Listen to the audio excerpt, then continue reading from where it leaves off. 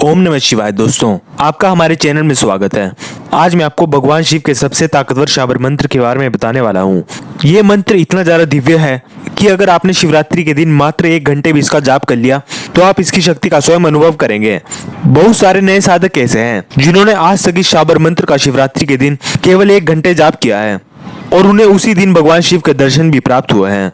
ये बातें सुनकर आपको शायद विश्वास नहीं हो, लेकिन मैं आप सभी को बता देता हूँ, भगवान शिव का शिवरात्रि का दिन संसार में जितने भी मुहूर्त हैं उन सभी में सर्वश्रेष्ठ है। शिवरात्रि का दिन, होली का दिन, नवरात्रि के दिन या दिवाली के दिन, ये कुछ ऐसे मुहूर्त होते हैं जिस दिन अगर आप 1 घंटे भी मंत्र जाप करते हैं तो उसका आपको 100 घंटे मंत्र जाप के बराबर फल मिलता है। यानी कि उदाहरण के लिए आप 1000 मंत्र का जाप करते हैं और आपको फल मिलेगा सीधा 1 लाख मंत्रों का।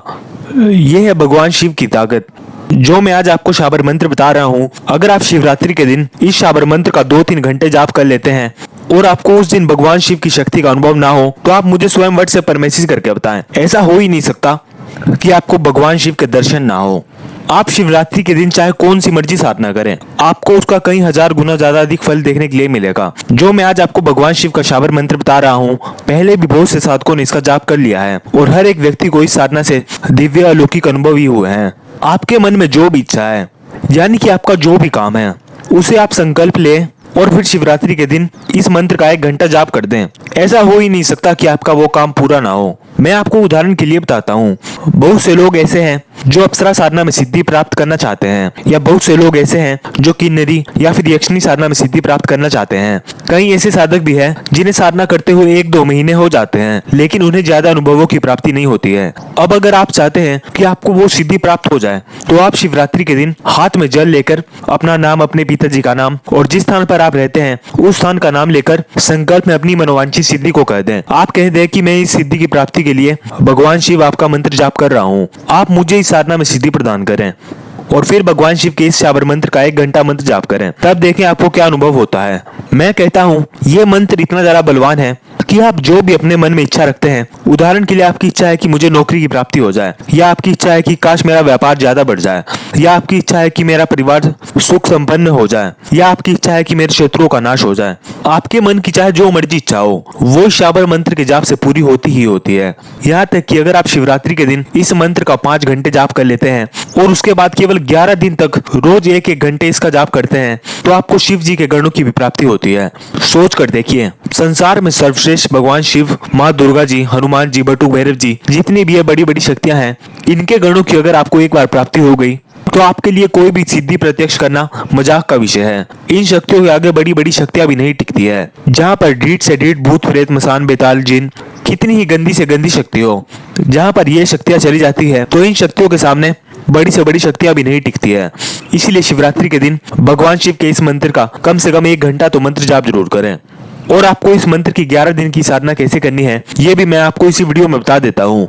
बस फर्क सिर्फ इतना है कि आपको शिवरात्रि के दिन केवल ये 1 दिन की साधना करनी है और आगे पीछे जब भी आप ये साधना करें तो आप 11 दिन से ये साधना कर सकते हैं, या अगर आप चाहें तो शिवरात्रि से लेकर अगले 10 दिनों तक भी ये मंत्र जाप कर सकते हैं। भगवान शिव की साधना में किसी भी प्रकार के यंत्र या माला की आवश्यकता नहीं है, पर अगर आपके पास मंत्र सिद्ध और प्राण प्रतिष्ठित रुद्राक्ष की माला हो तो आपके लिए ये बहुत ज्यादा उत्तम रहता है। बाकी आपके सामने लकड़ी की चौकी पर लाल रंग का कपड़ा बिछा हुआ होना चाहिए और उसके ऊपर भगवान शिव और माता पार्वती की तस्वीर होनी चाहिए, या आप चाहे तो कहीं से मूर्ति की प्राप्ति या फिर यंत्र की प्राप्ति कर लें। बहुत से लोग ऐसे भी होते हैं जिनके घर में शिवलिंग होती है तो आप उसको सामने रखकर भी भगवान शिव का पूजन कर सकते हैं।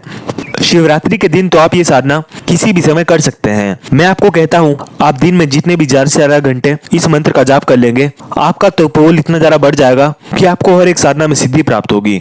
इसीलिए इस मंत्र का जाप जरूर करें। अब जब भी आप ये साधना करने के लिए बैठे, सबसे पहले तो आपको उस दिन व्रत रखना है, यानी कि आपको पूरे दिन भर अनाज नहीं खाना है। आप फल खा सकते हैं, पानी पी सकते हैं, उबले हुए आलू खा सकते हैं, या जो जो भी आप व्रत में खाते हैं वो सब चीजें खा सकते हैं, लेकिन आपको अन्न ग्रहण नहीं करना है। और दूसरी बात यह है कि आपको पूरे दिन भर पूर्ण रूप से ब्रह्मचर्य का पालन करना है। आप अगर ये साधना 11 दिन तक करते हैं तो आपको 11 दिन तक व्रत रखना होगा और पूर्ण रूप से ब्रह्मचर्य का पालन करना होगा। और ये मंत्र जाप अगर आप रात के समय 9 बजे के बाद करते हैं तो बहुत ही ज्यादा उत्तम रहता है, लेकिन शिवरात्रि के दिन तो आप किसी समय भी जाप कर सकते हैं। आप जब भी साधना करने के लिए बैठे आपको बिल्कुल धुले हुए कपड़े पहनने हैं और अगर हो सके तो पीले, लाल, सफेद या गुलाबी इनमें से किसी रंग के कपड़े पहने। मतलब आप कुछ भी कपड़े पहने, पर अगर हो सके तो काले या नीले रंग के कपड़े ना पहने। वैसे ये भगवान शिव की साधना है, इनमें आप कुछ भी पहन सकते हैं, लेकिन जो रंग के कपड़े मैंने आपको बताए ये थोड़े शुभ होते हैं। अगर आप इन्हें पहनकर मंत्र जाप करेंगे तो आपके लिए और भी अच्छा रहेगा। बाकी इस मंत्र जाप में आप लाल रंग, पीला रंग, सफेद रंग, गुलाबी रंग, इनमें से किसी भी रंग के आसन का प्रयोग कर सकते हैं, या अगर आपके पास कोई दूसरे रंग का आसन है आप उसका भी प्रयोग कर सकते हैं। यानी कि अगर मैं आपको साधारण शब्दों में कहूँ तो भगवान शिव भोलेनाथ हैं। इनकी साधना में आप जो मर्जी प्रयोग करें, ये आपसे प्रसन्न हो ही जाते हैं। बस आपके दिल में श्रद्धा होनी चाहिए और आपके पास जो भी सामग्रियां हैं वो बिल्कुल साफ सुथरी होनी चाहिए। यानी कि आपको केवल सफाई का ध्यान रखना है। और मैं आपको दूसरी बात ये बता दूं, आप ये साधना अगर शिवरात्रि के बाद कर रहे हैं तो सावन के महीने में जरूर करें, क्योंकि सावन के महीने अगर आपने 11 दिन ये साधना कर ली तो आपको 11 दिन की साधना में ही 41 दिन की साधना के बराबर फल मिलता है। इसीलिए इस बात का विशेष ध्यान रखें। अभी शिवरात्रि है, कुछ समय बाद होली भी होगी, होलाष्टक भी होगा और नवरात्रे भी होंगे, साथ ही में ग्रहण भी होगा। यानी कि इन 2-3 महीनों के अंदर बहुत से सिद्ध मुहूर्त आ रहे हैं। जब जब भी ये मुहूर्त आए, अगर आप उन मुहूर्तों में इस शाबर मंत्र का जाप कर लोगे तो आपको शिव गणों की प्राप्ति हो ही जाएगी। आपका तीसरा नेत्र भी जागृत हो जाएगा और आपके लिए किसी भी सिद्धि को प्रत्यक्ष करना बहुत आसान हो जाएगा। आपके पास एक इतनी बलवान सिद्धि आ जाएगी जिसके सामने बड़ी बड़ी शक्तियां भी नहीं टिकती है। इसीलिए इस साधना को आप छोटी मोटी ना समझें। और दूसरी बात यह है कि बहुत से लोग गरीब हैं, उन्हें पैसों की बहुत ज्यादा आवश्यकता होती है। मैं आपको ये भी बता दूं, अगर आप इस साधना को करते हैं तो आपको स्वप्न में सट्टे के नंबर भी प्राप्त होते हैं। यानी कि ये शाबर मंत्र आपको सट्टे के नंबर देने में भी सक्षम है। आपको सपने में कुछ अंक दिखेंगे और अगर आप उन अंकों को नोट करके उस अंक की लॉटरी लेते हैं तो आपकी लॉटरी भी लग जाती है। मतलब लालच के लिए ये साधना ना करें। अगर आपके घर में बहुत ज्यादा गरीबी है या आप चाहते हैं तो आप उसके लिए भी इस मंत्र का प्रयोग कर सकते हैं। आप जिस कक्ष में साधना करेंगे आपको वहीं सोना है और रोज जब भी आप सोएं आपको अपने पास डायरी पेन रखना है और जब भी आपको सपने में ऐसे नंबर प्राप्त हो तो आपकी हो सकता है एकदम से नींद उड़ जाए, आपको उसी समय वो नंबर लिख लेना है। अगर आपकी आर्थिक स्थिति खराब है तो भगवान शिव आपके ऊपर जरूर कृपा कर सकते हैं, लेकिन लालच में बढ़कर ये साधना ना करें, नहीं तो आपको कोई भी लाभ देखने के लिए नहीं मिलेगा। अगर भगवान ने चाहा तो वो आपको जरूर नंबर दे देंगे। यहाँ तक कि इस शाबर मंत्र के जाप से आपको भगवान शिव के प्रत्यक्ष दर्शन तक हो सकते हैं। बस आपके अंदर श्रद्धा होनी चाहिए। चलिए अब बात करते हैं साधना विधि की। साधना के नियम तो मैंने आपको बता ही दिए। आपको ये साधना सोमवार से शुरू करनी है। अगर आप रात के समय 9 बजे के बाद मंत्र जाप करेंगे तो आपको बहुत ज्यादा लाभ देखने के लिए मिलेगा। इस साधना में यंत्र या माला की इतनी ज्यादा आवश्यकता नहीं है। अगर आपके पास माला हो तो बहुत अच्छी बात है। आप इस मंत्र का 1 घंटे के लिए ध्यान लगाकर जाप कर सकते हैं। आप अपने फोन में अलार्म तक लगा सकते हैं, यानी कि 1 घंटे बाद अलार्म से आपको पता लग जाएगा कि अब 1 घंटा हो चुका है। ऐसा नहीं है कि आप बीच बीच में उठकर टाइम देखते रहें।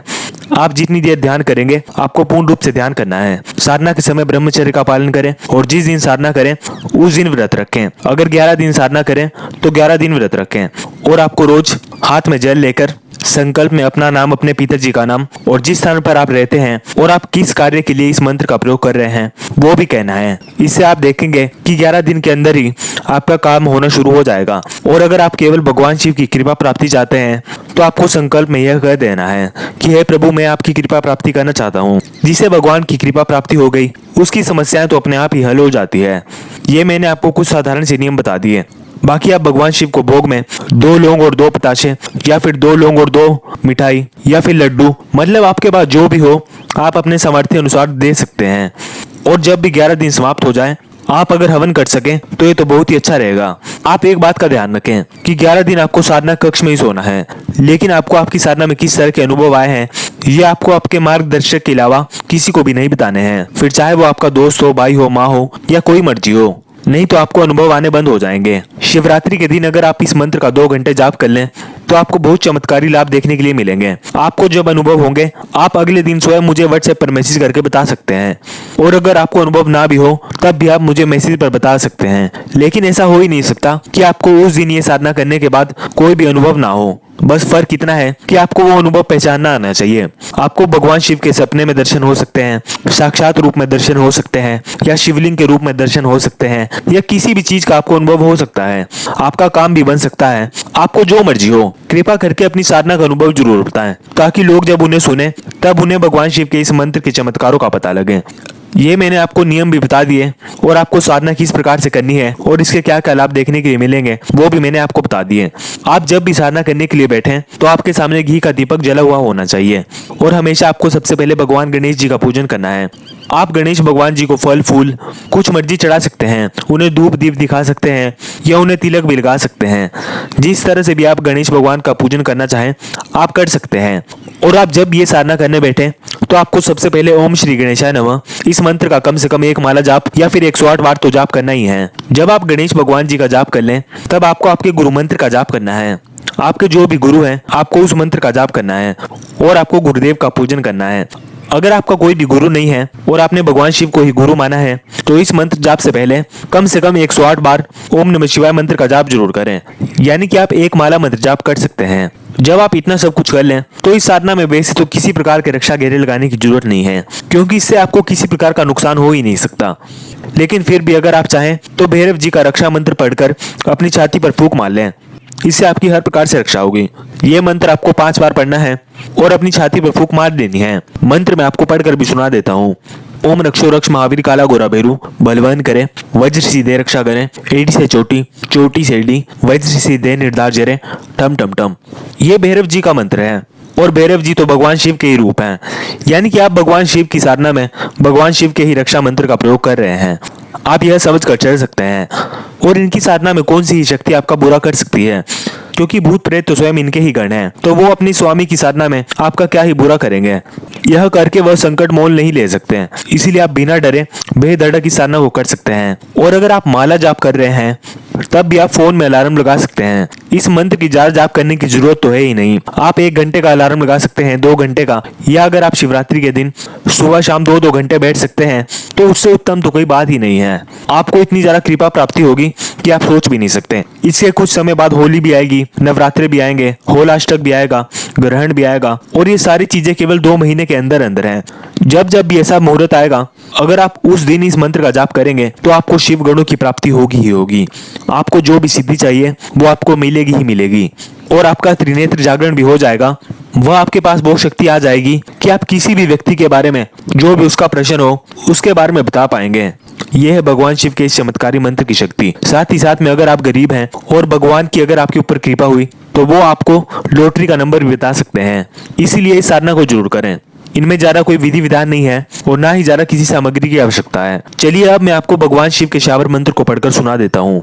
आद अंत धरती आद अंत परमात्मा, दोनों बीच बैठे शिव जी महात्मा, खोल गड़ा दे दड़ा देखो शिव जी महाराज तेरे शब्द का तमाशा। आद अंत धरती आद अंत परमात्मा, दोनों बीच बैठे शिव जी महात्मा, खोल गड़ा दे दड़ा देखो शिव जी महाराज तेरे शब्द का तमाशा। ये मैंने आपको भगवान शिव का शावर मंत्र बता दिया। आपकी जो भी समस्या हो, जो मर्जी काम हो, वो आप केवल मंत्र जाप से पहले हाथ में जल लेकर संकल्प में कह दें, वो होगा ही होगा। अभी मैं आपको 2-3 दिन के अंदर ही अंदर भगवान शिव के बहुत सारे चमत्कारी मंत्रों के बारे में बता रहा हूँ। इसीलिए जो लोग भी चैनल में नए जुड़े हो वो लोग चैनल को सब्सक्राइब कर सकते हैं, ताकि जैसे ही मैं वीडियो डालूं आपके पास नोटिफिकेशन पहुंच जाए।